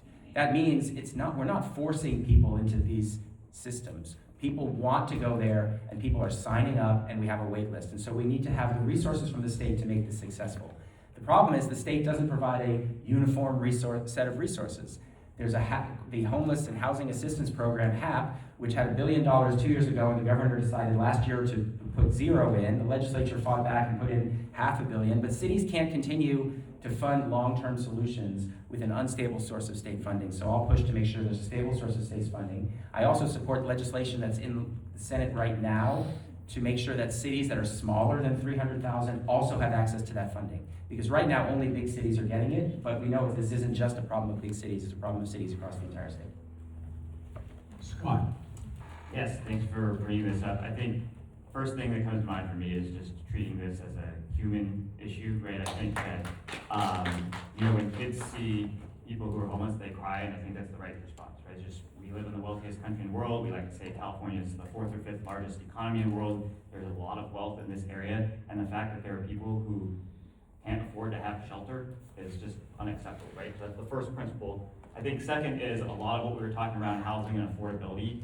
I mean, that's upstream of homelessness. I know that, people like to cite that a lot of folks who are homeless have substance abuse issues, mental health issues. That is true. It's also true that other states without affordability crises that actually have affordable housing have much, much lower rates of homelessness, even though the residents of those states also have mental health issues and substance abuse issues. So we know that the cause of homelessness is a lack of homes, right? So I think we really need to focus on housing, both because, your sister can't afford a home, and also because the person that you see on the street who's living without shelter can't afford a home, right? We're all in this together on that front.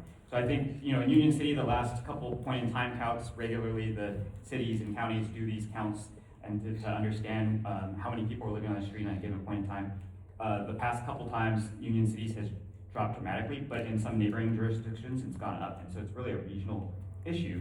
And so we need regional coordination. We need investments in both temporary and permanent supportive housing. We do need investments in wraparound services. And I know some people think that all that is too expensive, but to the original question, it's much, much cheaper than incarcerating people. That's the most expensive thing per head that you can do, is to put someone in prison.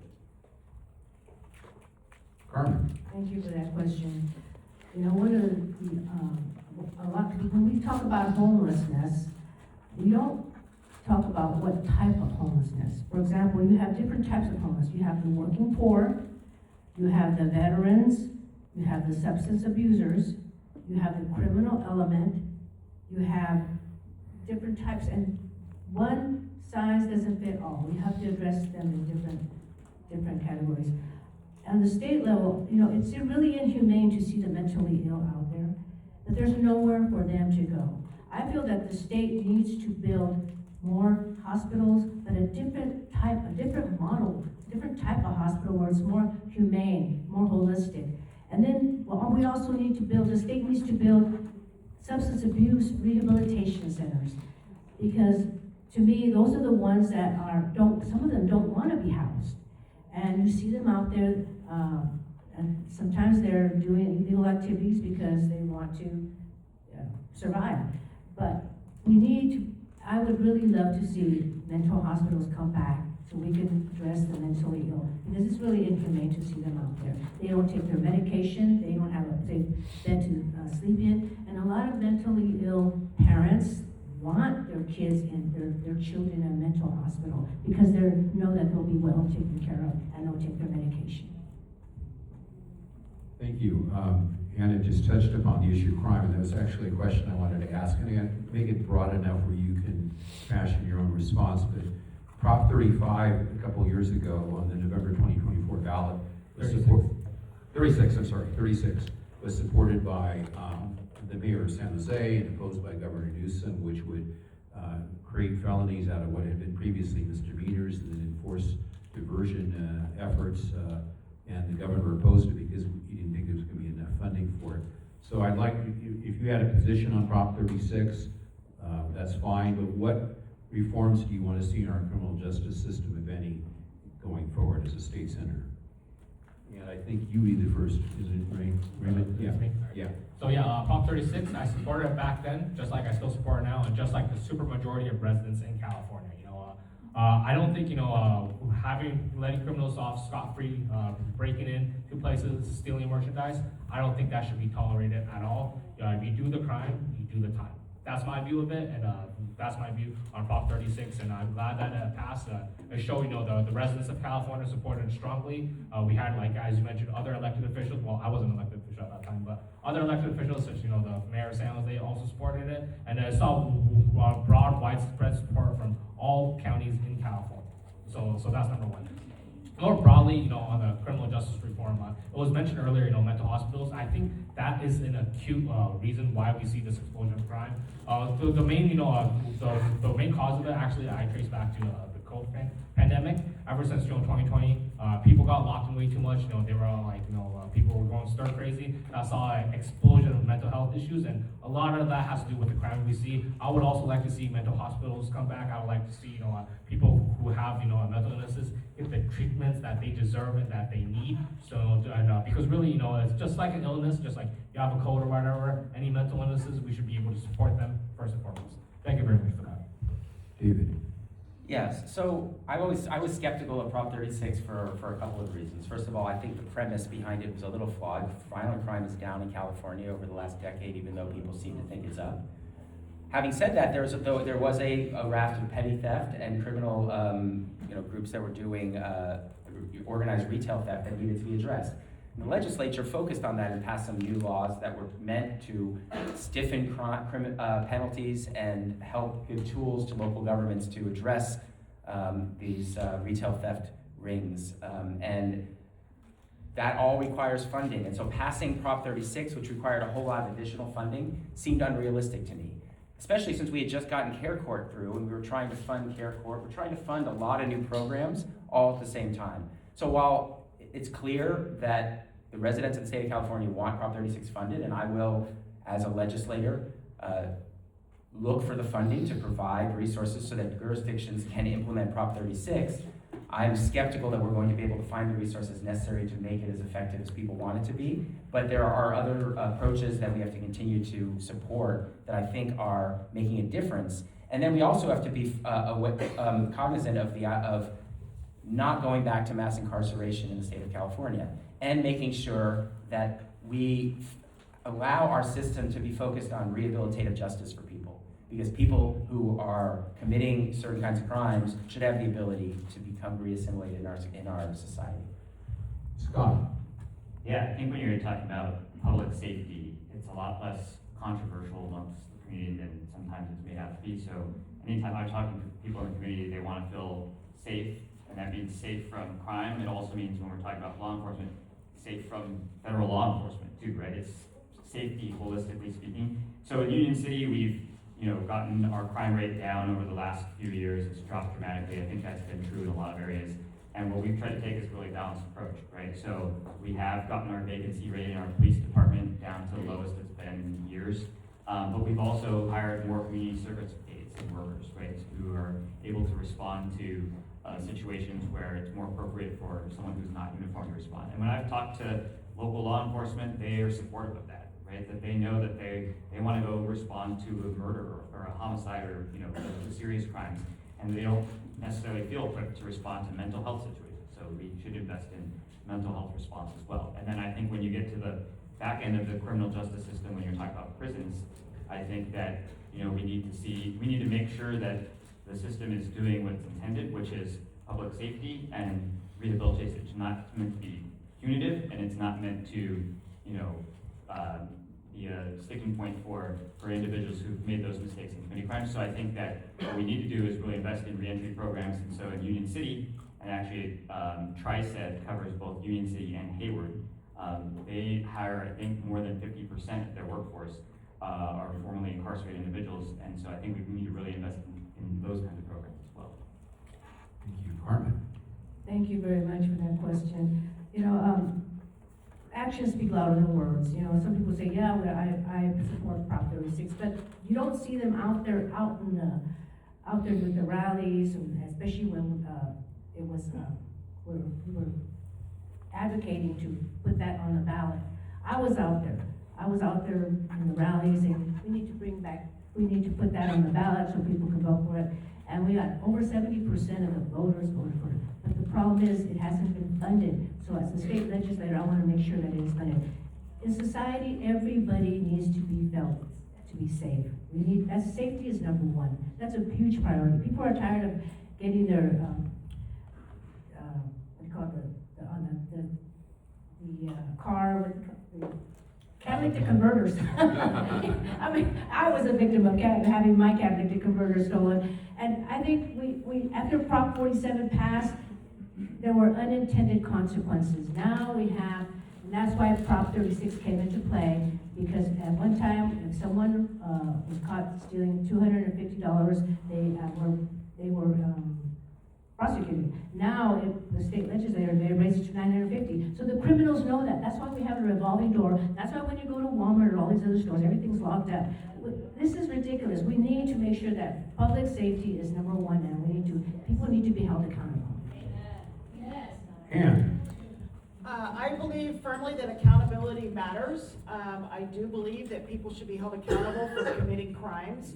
I think our system is intended to prevent crime, but it's also intended to rehabilitate people. So I think I was supportive of Prop 36. I'm in agreement that we need to fund it. I am in agreement that we need to be investing more in the people. So as an example, the community college system in California has the Rising Scholars Program.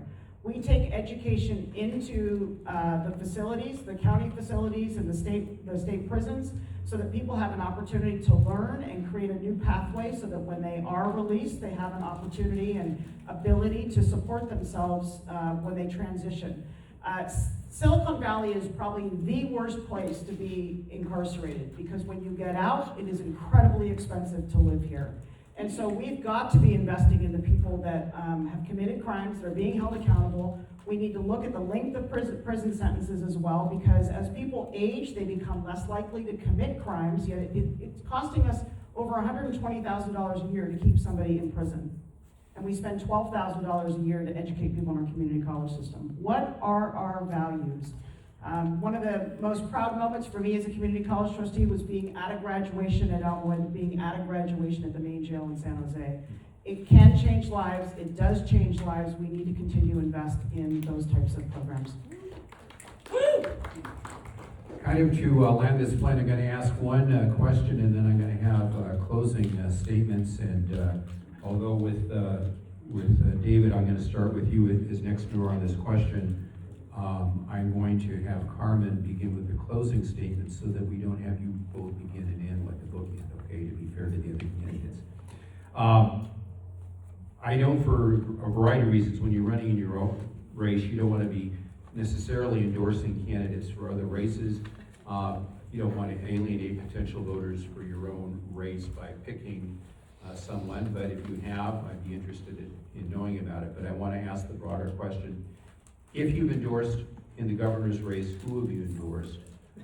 And if not, Good luck. yeah, Strategy? yeah. And if not, what are the qualities you would like to see in the next governor? And this is a basic civics lesson. Probably everybody here was 400%, but just in case you don't know it, as wonderful as any of these people here, they can't legislate on their own. They need to get the Senate to pass the bill, then it has to go to the Assembly. Sometimes there has to be adjustments if there's a difference between the two bills. Those have to pass both houses. And then you have to have a governor that actually signs it into law. So the answer is, I want the governor to sign all my legislation into law, is not the right answer. You're wasting your time. We all know that.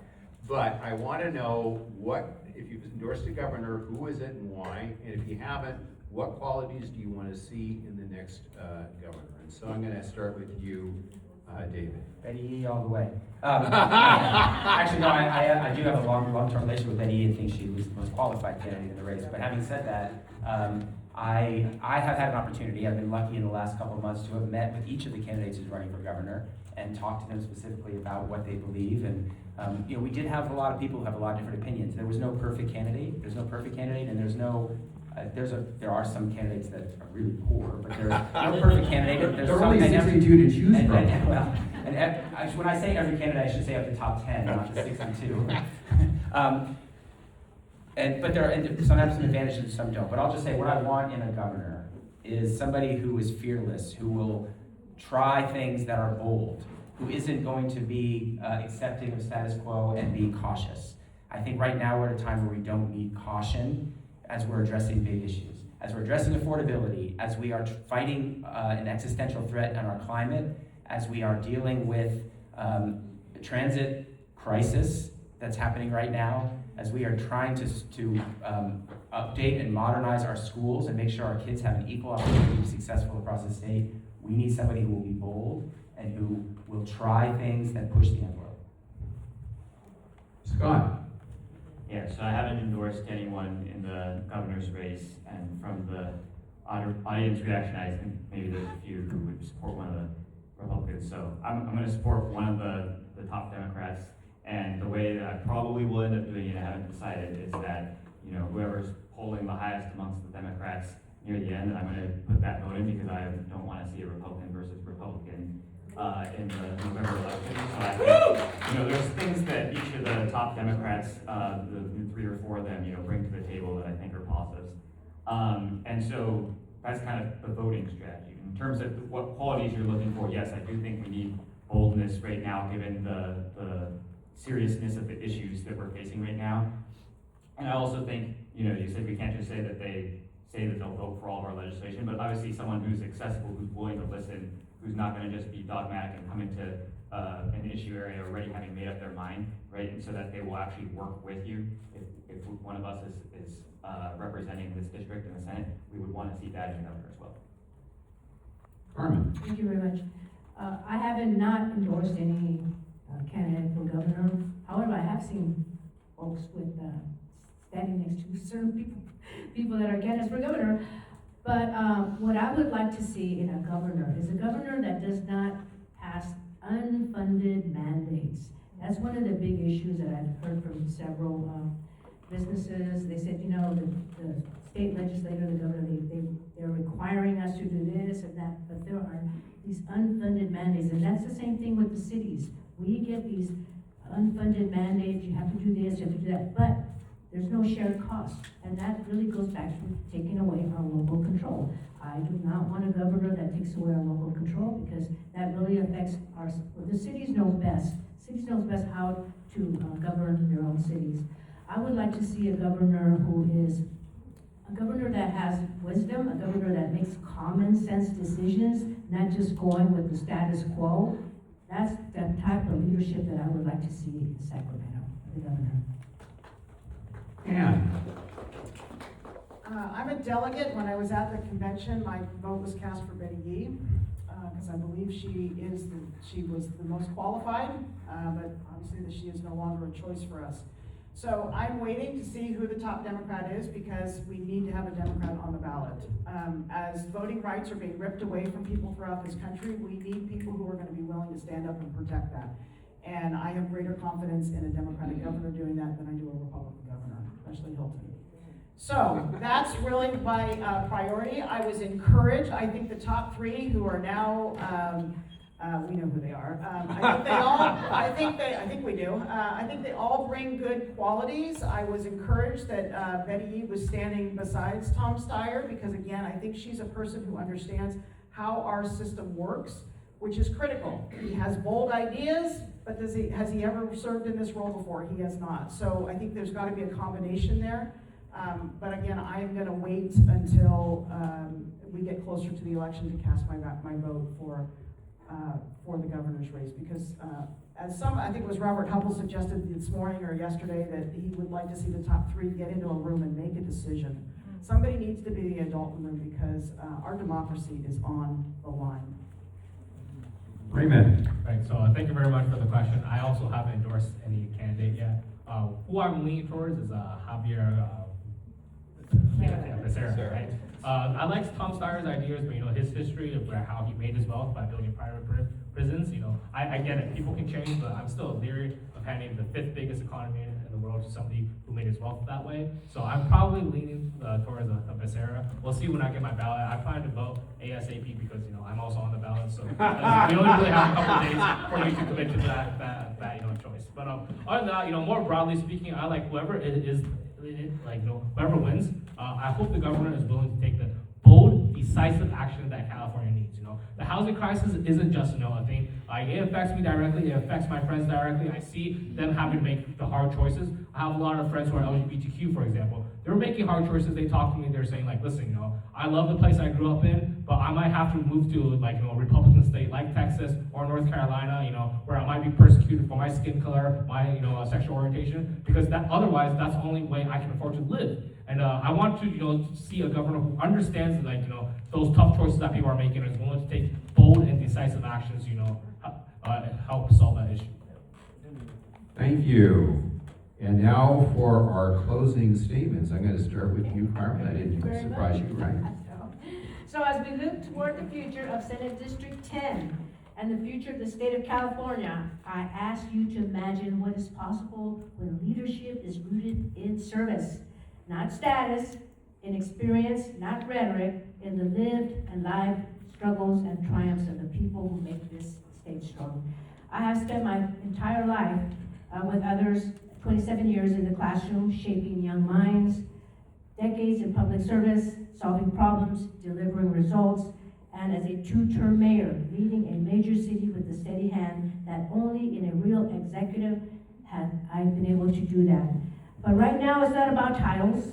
It's about the families who rise before dawn to build this state. It is about the workers who keep our communities moving. It is about the children who keep our communities strong. It is about every person who believes California can still be a place where opportunity is earned. I am running for state senate because I believe that this state could be, there could be a lot of great things being done in this state, and I'm here for you, and I will work hard for you. Thank you.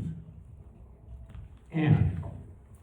Thank you, everyone, for your commitment to this process. I am running for the people of the Senate District 10 and for the people of California. Recently, 2 separate PACs have come out against me, and they're funded by corporate America, they're funded by PG&E, they're funded by big oil, tobacco, big pharma. There's a reason. I'm a threat. I have worked as an attorney representing people against large corporations, holding them accountable for toxic tort exposure, for harms done. I've represented people when our public utilities have not served their interests and have devastated renters in certain parts of our communities. I've stood up to these large institutions, and I will take that fight to the Senate. I am in this because the people of California need a voice. I'm an attorney who provides a voice to people. I'm a community college trustee because I believe in people, and I believe when we invest in people, they then can succeed and they can thrive and be the best person that they can be. I will take that belief and commitment to the state senate, and I will work hard for you. So as the attacks continue to come against me, and I don't think any of my other candidates here or my opponents here are receiving the kind of attacks that I'm beginning to receive, read the bottom, read the fine print, because it is PG&E, it is these big corporations that have concerns about why I'm in this race and what I can do with my allies, what I can do with my supporters. And I will continue to build bridges and work hard to serve the interests of the people of Senate District 10. Raymond. Everybody, first of all, thank you so much for coming here today, taking an hour and a half out of your Saturday to listen to us speak. It truly shows your commitment to American democracy. I think this race comes down to one simple question: who do you truly trust to fight for you? We talked about billionaires earlier. I am the only person in this race to make a pledge not to take any money from corporations or from other special interest groups. That means no money from Palantir, no money from APAC, no money from casinos, no money from PG&E. I am the only candidate in this race to make that pledge. We talked about the affordability crisis earlier. I am living that affordability crisis. I'm the only candidate in this race who does not own his own home, so I'm the only candidate who is truly dedicated to making sure that millions of Californians can afford to live in the era that they grew up. My campaign is powered by the people, not powered by the corporations. My volunteers are young people, college students, everyday working Californians who just want to see somebody challenge the status quo for a brighter future in our state. Furthermore, I believe I'm the best candidate, well-equipped to take on those challenges. I am not bought by anybody. I'm not bought by special corporate interests. What you see is what you get. And that is why I am the best choice for State Senate District 10. Once again, my name is Raymond Liu, and I will fight for you. Thank you very much. David. All right, well, thank you all for being here, participating in the process. I will just say what I always say, which is the environment never gets talked about at these debates, and the environment is a really big issue. I was named Legislator of the Year in Santa Clara County by the League of Conservation Voters 2 years ago, and am endorsed by the 4 major environmental organizations in the state in this campaign, because I have been bold on climate action, leading San Jose to be the first major city to pledge to be climate neutral by 2030. I am an engineer who worked in tech in Fremont, in North San Jose. I know the industries that drive this economy, but I also understand the divides that those industries cause that have to be addressed. Governing is about relationships. Over the years, I've spent my time building relationships with those around me. As a school board member, I realized that I was serving on a district which was one of 7 to feed into the Eastside High School District in East San Jose, but those districts weren't working together. So 2 of us, one from the East Side and myself, said we have to start cooperating and forming a collaborative organization. The result was what is now known as the East Side Alliance. It's an organization that meets regularly to help articulate education issues between the elementary school and high school districts, and has led to improved outcomes for students in East San Jose. As a council member in San Jose, as I said, I brought the sides together to settle the lawsuit that now has housing being built in North San Jose. And as a member of the League of Cities, I was elected vice president, despite coming from a big city, which is usually not the kind of person that is chosen by the 483 cities of the state of California. I'm endorsed by all 3 of our Congress members, Councilmember Lofgren, Councilmember Khanna, Councilmember Liccardo. I'm endorsed by many of our local elected officials around the entire district. I'm very proud of my accomplishments. I think experience matters, and I have a record of accomplishment on all the issues we talked about today. Thank you so much. Scott. I guess we're all standing up.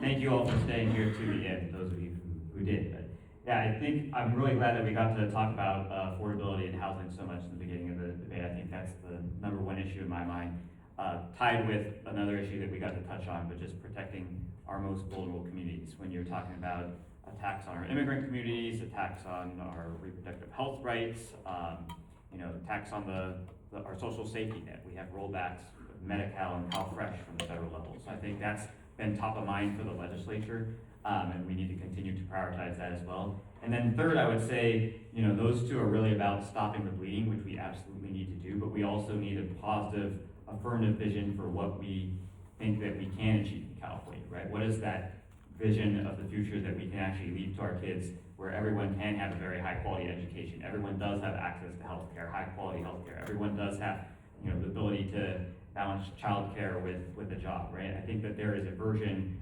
of California that we should be striving for, and we should be enacting laws that further us towards that mission as well. So I want to again thank everyone. Would love to earn your vote, and just last would like to also just thank all the other candidates for putting yourselves out there. I know from firsthand experience how much of a personal sacrifice it is for each one of you as well to run this race. So we've got a month left till the primary vote. Please everyone vote, and then hopefully everyone gets at least a couple days breather after that. So thank you.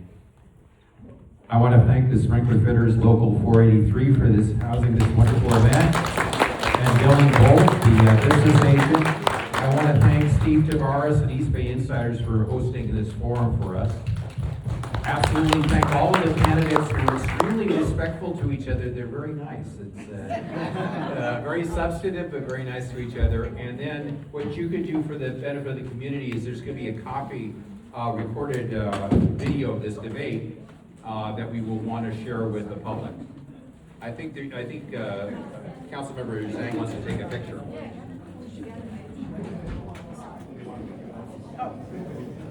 Yeah.